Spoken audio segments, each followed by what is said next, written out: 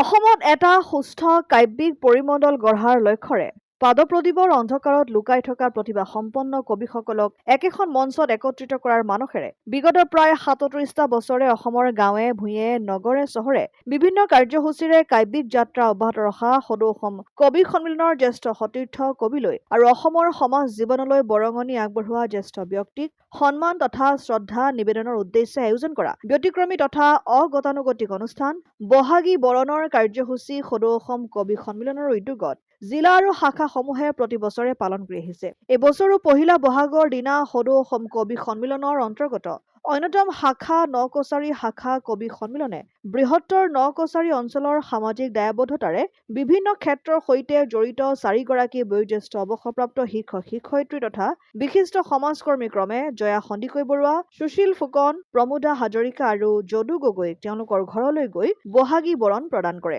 এই কাৰ্যসূচীত অংশগ্ৰহণ কৰে নকছাৰী শাখা কবি সন্মিলনৰ সম্পাদিকা তথা বিশিষ্ট লেখিকা জোনমণি গগৈ, শাখাৰ সভাপতি বিশিষ্ট কবি সুশীল গগৈ তথা কবি সন্মিলনৰ বিষয়ববীয়া ক্ৰমে বিজয়া গগৈ, প্ৰবীণ কুমাৰ গগৈ, দুলাল গগৈ, অনিল ফুকনে। লিডুৰ পৰা দেৱজিৎ বৰাৰ ৰিপৰ্ট, অসম আদিত্য।